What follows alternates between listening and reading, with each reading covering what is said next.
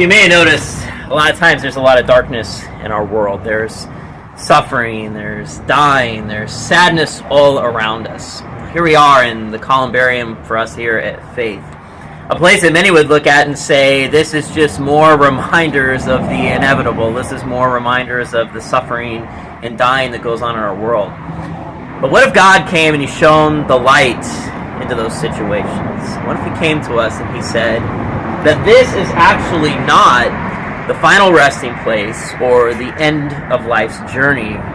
What if God said He could do more? In fact, what if God could actually be at work in the midst of suffering and actually be bigger than that suffering and darkness we so often see in our world? This week we're going to be looking at the Gospel of Luke as we gather and worship over the weekend.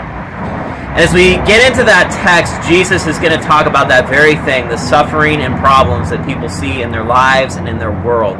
And Jesus is going to bring about the definitive answer to that. It might not be what people expect, though, as He calls them to repent and to turn to something else in themselves or some sort of inevitability. Instead, Jesus is going to bring real and lasting hope. If that real and lasting hope is something that you need in your life or in the life of somebody else, and we invite you to come and join us this weekend on Saturday night or Sunday morning as we begin to see how God can be working in the suffering of this world and even be greater in those problems and darkness around us. We hope to see you there this weekend.